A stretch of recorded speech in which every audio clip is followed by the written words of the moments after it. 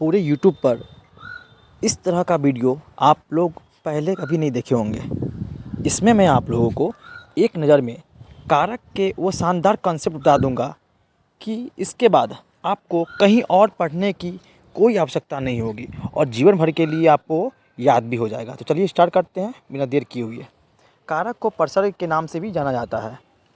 ठीक है, कारक का अन्य नाम क्या है? प्रसर्ग भी है। तो चलिए अब देखते हैं आगे, नेक्स्ट क्वेश्चन की ओर देखते हैं। कारक के 8 प्रकार होते हैं और इस 8 प्रकार को हम एक एक करके कंसेप्ट के साथ समझेंगे। तो चलिए बिना देर किए हुए वीडियो को स्टार्ट करते हैं आगे की ओर। इसमें पहला होता है कर्ता कारक। इसे कंसेप्ट क्या है? जो वाक्य में कार्य को करे। ठीक है, इसका विभक्ति चिन्ह होता है ने। एग्जाम्पल से समझते हैं। राजू ने आज गाड़ी चलाई। अब गाड़ी चलाने का काम किसने किया? तो राजू ने चलाया, राजू ने। तो इस वाक्य में कर्ता हो गया राजू। ठीक है, इसका विभक्ति चिन्ह क्या होता है? ने। इससे आप लोग अच्छे से समझ में आइएगा। ठीक है, तो इस तरह से ही आगे जितने भी होते हैं उस सबको हम देखेंगे एक एक करके। चलिए अब देखते हैं आगे। नेक्स्ट होता है मेरा क्या? कर्ता के बाद कर्म कारक। कर्म कारक कॉन्सेप्ट होता है इसका जिस पर क्रिया का प्रभाव पड़ता हो। विभक्ति चिन्ह होता है इसका को। एग्जाम्पल से समझते हैं अच्छे से। राम ने रावण को मारा। अब इसमें राम ने किसको मारा? रावण को। तो क्रिया का प्रभाव किस पर पड़ा? रावण को। इसका विभक्ति चिन्ह क्या होता है? को होता है। तो हम कैसे समझेंगे? यहाँ ने भी है और को भी है। तो हमें देखना है लास्ट में, वाक्य के लास्ट में देखना है। मारा के पहले विभक्ति चिन्ह कौन सा है? को। तो मेरा कर्म कारक का विभक्ति चिन्ह क्या होता है? को। तो इससे हम समझ जाएंगे कि इसमें कर्म कारक है। ठीक है, प्रत्येक कारक में ऐसे ही हमको स्पष्ट करना है इसका विभक्ति चिन्ह। ठीक है, अभी आगे मालूम चलेगा आपको, आगे मैं बताऊंगा तो।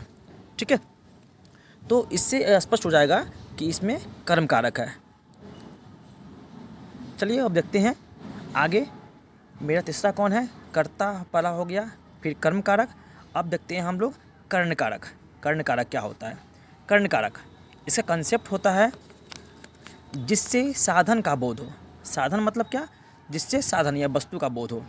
विभक्ति चिन्ह इसका होता है क्या? से। जैसे देखिए, राम ने रावण को बाण से मारा। तो राम ने किस चीज़ से रावण को मारा? तो बाण से। तो यहाँ साधन क्या चीज़ हो गया मेरा? तो बाण हो गया। ठीक है, तो इसमें कर्ण कारक होगा। इसका विभक्ति चिन्ह क्या होता है? से होता है। देखिए इसमें ने भी है, को भी है और से भी है। तो हमें क्या देखना है? हम बोले थे आपको कि लास्ट में देखना है हमको। लास्ट से ही मालूम चलता है कि कौन कौन कारक में आता है। तो यहाँ की मारा के पहले जस्ट पहले क्या है? से है, और से होता है कर्ण कारक का। इससे यह स्पष्ट हो जाता है कि राम ने रावण को मारा, यह कर्ण कारक का अंतर्गत आता है। चलिए अब हम देखते हैं अपना नेक्स्ट कारक के पार्ट। नेक्स्ट होता है मेरा कर्ता हो गया, कर्म हो गया, कर्ण हो गया, उसके बाद आता है संप्रदान कारक। इसका कंसेप्ट क्या होता है? किसी को कुछ दिया जाए या किसी के लिए कुछ किया जाए। इसका विभक्ति चिन्ह क्या होता है? इसका विभक्ति चिन्ह होता है को के लिए। दो विभक्ति चिन्ह इसका होता है। जैसे राम ने सीता को गिफ्ट दिया। अब बताइए, इसमें राम ने सीता को गिफ्ट दिया, तो राम ने क्या दिया? कुछ दिया, उसको कुछ दिया गया। तो इससे यह स्पष्ट कर लेंगे हम कि यह संप्रदान कारक हो। जब भी वाक्य में किसी को कुछ किया जाए या किसी के लिए कुछ किया जाए या किसी को कुछ दिया जाए तो हमेशा संप्रदान कारक ही वो होता है। ठीक है, इससे हम ये इसको स्पष्ट कर ले। जैसे देखिए, राजा ने गरीब के लिए वस्त्र लाया। अब बताइए, राजा ने गरीब के लिए कुछ किया, वस्त्र लाया ना, तो यहाँ पर संप्रदान कारक हो जाएगा। इसका विभक्ति चिन्ह क्या होता है? को और के लिए। दोनों याद रखना है हमको। ठीक है, चलिए अब हम देखते हैं आगे का कारक के प्रकार को। अगला होता है मेरा आपादान कारक। इसका कंसेप्ट क्या होता है? इसका कंसेप्ट होता है इससे अलगाव या भय का बोध हो। जी हाँ, अलगाव का भी बोध हो और भय का भी बोध हो, दोनों में आपादान कारक ही होता है। इसका विभक्ति चिन्ह होता है क्या? से होता है इसका विभक्ति चिन्ह। अब इसका हम सब इस एग्जाम्पल से समझते हैं। जैसे राम बिल्डिंग से गिर गया। अब बताइए, राम बिल्डिंग से गिर गया तो राम बिल्डिंग से अलग हो गया, हुआ कि नहीं? तो अलगाव का बोध आए और भय का बोध आए तो हमेशा हम क्या डालेंगे? आपादान कारक ही डालेंगे। इसको याद रखिएगा आप लोग। ठीक है, हमेशा के लिए। उसके बाद देखिए, भालू मतलब देखिए, रामू भालू से डरता है। यहाँ देखिए भय का बोध हो रहा है ना, रामू भालू से डरता है, भय का बोध होगा फिर भी वह उससे दूर भाग जाएगा, क्योंकि उससे डर लगता है तो वह भालू के पास जाएगा नहीं, इससे वो अलगाव का बोध हो जाएगा। ठीक है, तो इस दोनों को याद रखिएगा, अलगाव का और भय का। चलिए अब देखते हैं आगे की ओर। संबंध कारक, इसका कंसेप्ट होता है अपनापन का बोध हो। ठीक है, अपनापन, जैसे इसका विभक्ति चिन्ह होता है का, के, की, रा, रे, री। ठीक है, और इसका एग्जाम्पल समझते हैं, यह गाड़ी राम की है। यह गाड़ी पर किसका अधिकार है, तो अपनापन का बोध हो रहा है ना, राम का गाड़ी से अपनापन का बोध हो रहा है, तो यहाँ पे संबंध कारक हो जाएगा।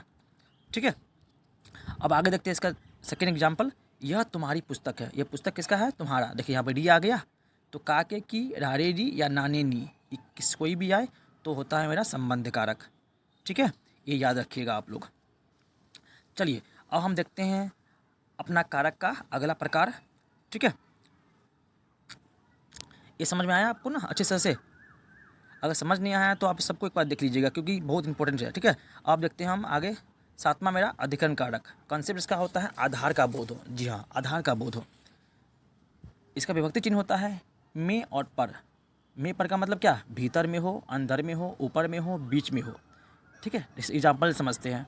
जैसे घर के अंदर दीपक जल रहा है। ठीक है, घर के अंदर दीपक जल रहा है। अब बताइए दीपक कहाँ जल रहा है, तो घर के अंदर जल रहा है, यानी कि आधार का बोध हुआ, अंदर का बोध हुआ। तो में पर, में आए या पर आए। ठीक है, उसके बाद देखिए मछलियाँ पानी में रहती है।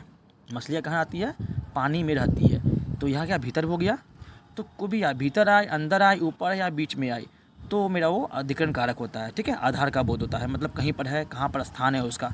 ठीक है, मूल स्थान कहाँ पे है, तो उसके हिसाब से हम कारक को डिफाइन करते हैं। ठीक है, चलिए अब हम देखते हैं अपना अंतिम कारक के प्रकार। ठीक है, अंतिम मेरा क्या होता है, संबोधन कारक। इसका कंसेप्ट क्या होता है, कंसेप्ट होता है किसी को बुलाया जाए या पुकारा जाए।